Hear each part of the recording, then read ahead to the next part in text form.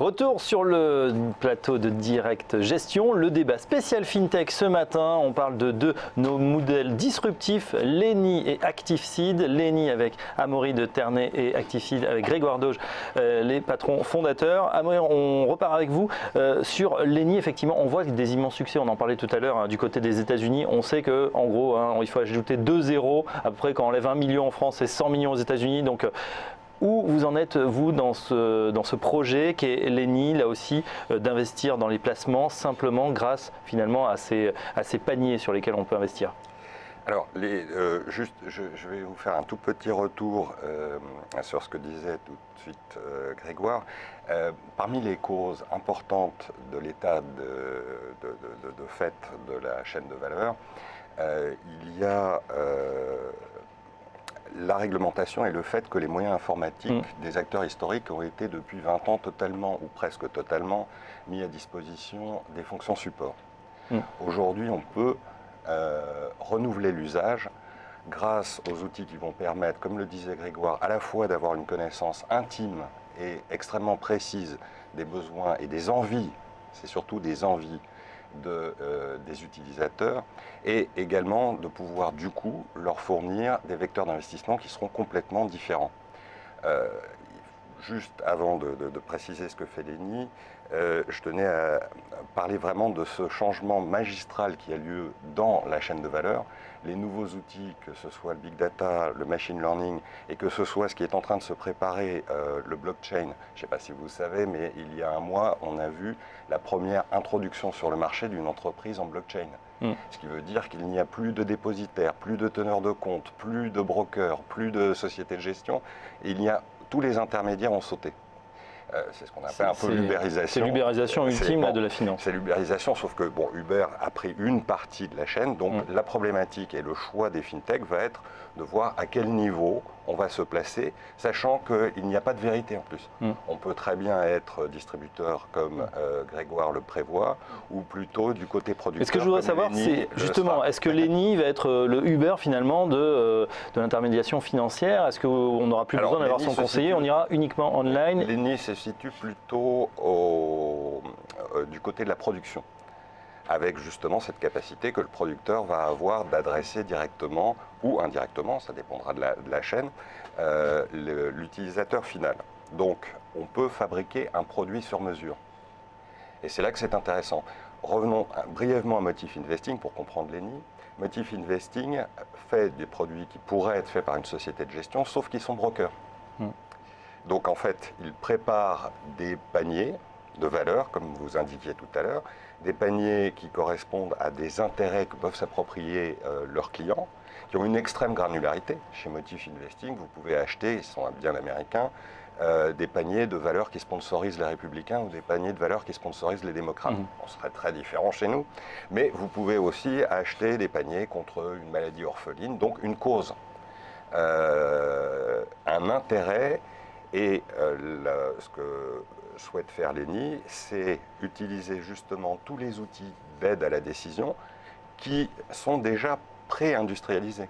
Aujourd'hui, par exemple, l'analyse financière qui permet de créer une gestion active devient quasi gratuite. Vous avez aux États-Unis des boîtes comme Estimize ou WikiWealth qui vous proposent de l'analyse crowd-sourcée, c'est-à-dire que des individus, il y a 40 000 personnes chez Estimize qui ajoutent qui mettent leur profil finalement en ligne, comme on mettrait, et donc ça fait de la big data et on en extrait certains profils. Exactement, et Estimize se vante d'avoir raison dans 70% des cas, de meilleure qualité que Alors, les juste pour bien comprendre les motifs, oui, vous voulez ajouter quelque chose, Grégoire? Oui, je trouve que quand on écoutait ce que dit Amaury, ça me permettait de dire une chose très simple, c'est que je crois qu'il y aura beaucoup, même dans les mois qui viennent, d'acteurs qui vont rentrer dans la course des fintech, et notamment dans notre univers, qui ne représente que 15% des fintech, le domaine de l'épargne.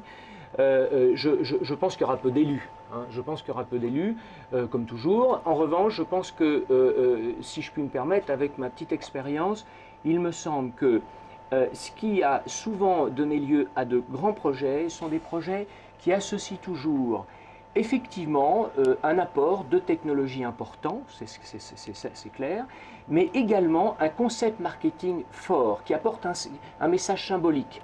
Si vous vous lancez dans nos explications sur les big data, etc., dans la rue à un pauvre épargnant qui a besoin de placer 10 000 euros, excusez-moi, je crois qu'il y a peu de chances qu'il quitte sa banque. Alors, moi, ce que je voudrais dire sur ActiveSeed et qui me paraît très important, on parlait tout à l'heure de la finance transactionnelle. Ce qu'il faut comprendre, c'est que pour l'épargnant, une fois de plus, ce qui m'intéresse, c'est de me mettre à la place de l'épargnant.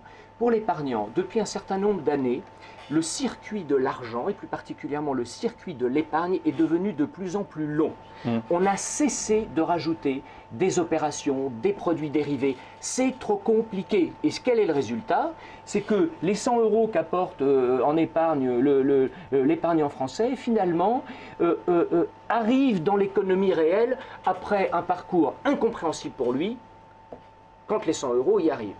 Donc, moi, ce que je crois, si vous voulez, c'est que tous les projets, et celui d'Amaury comme d'autres, qui vont faciliter la lecture, vous comprenez, de ce circuit de l'épargne, et qui vont remettre le client au centre de ce circuit de l'épargne raccourci, c'est-à-dire je mets 100 euros et assez rapidement je sais où je vais, et où va mon épargne, et je le décide, c'est ça qui m'intéresse. Alors vous avez un concept un peu comme Motif Investing, comme Lenny va le faire, ce sont les villages. Les villages, il y en a 26 qui existent, on le voit à l'écran, et on peut investir, donc là on comprend assez facilement, on n'a pas besoin d'être un champion de la biotech, on veut investir sur les biotech, on va investir sur l'eau, on va investir sur l'immobilier monde en direct, comme ça, il y a tout un tas de villages USA diversifiés, donc avec des jolies photos, on sait où on va finalement. Ce que je voudrais savoir, c'est effectivement comment ça fonctionne pratiquement, c'est-à-dire que là, on a un mandat de gestion. Comment ça fait? Si j'ai envie, par exemple, de faire USA diversifié, je vois qu'il y a c'est un profil que vous déterminez comme prudent avec une performance de 13,9% qui paraît astronomique à l'heure des fonds en euros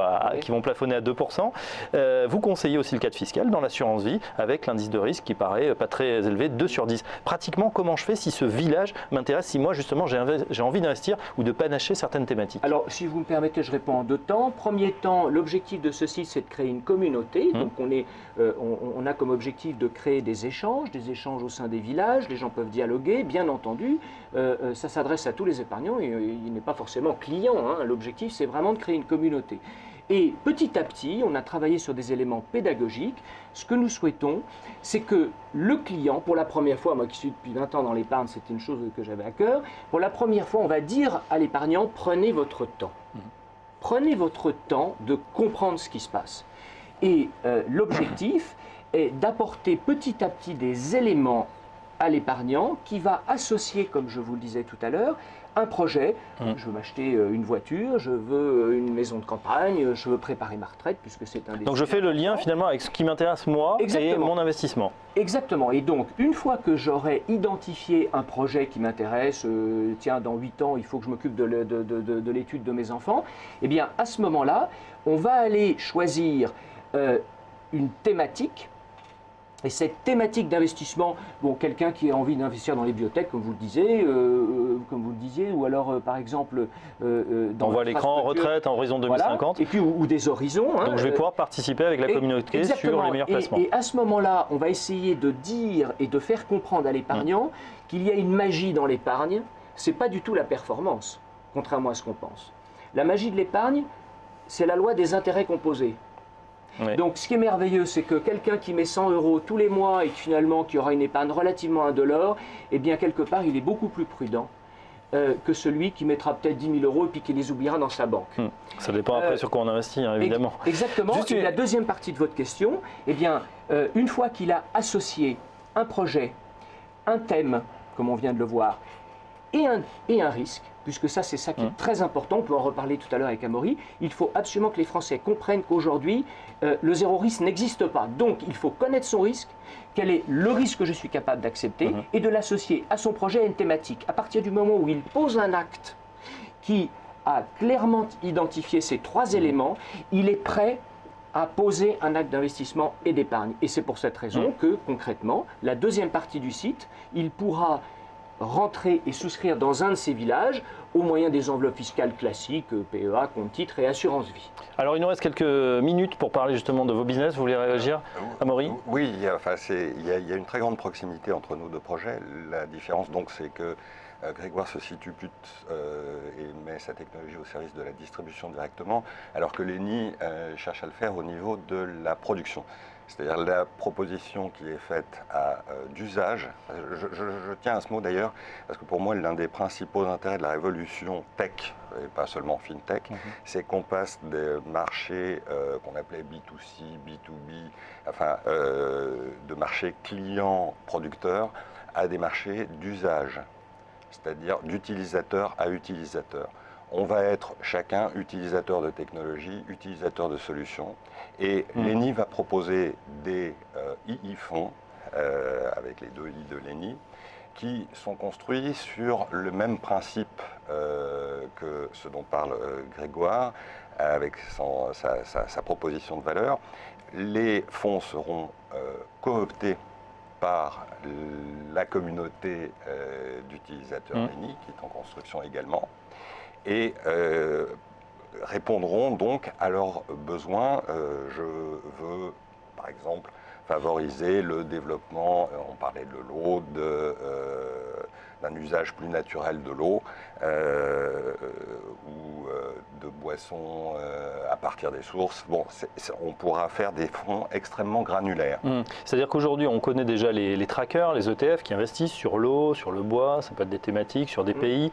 Là, on est vraiment, comme vous le dites, dans une granularité, c'est-à-dire dans une finesse de détail où on va dire, ben voilà, moi j'ai créé mon fonds finalement, où j'ai mis mes actions parce que ça m'intéresse, mais au lieu de le garder pour moi, c'est pas la pierre philosophale, je peux très facilement le partager. Je peux partager mon village chez ActiveSeed, je peux partager mon e-fund, c'est cet aspect aussi communautaire. Sachant que la technologie permet également, sur la base du même thème, et suivant le besoin du client final, d'ajuster son risque. C'est-à-dire qu'en fait, un petit peu comme vous faites avec l'alcool, vous avez la dilution de risque qui vous va par rapport aux produits de base.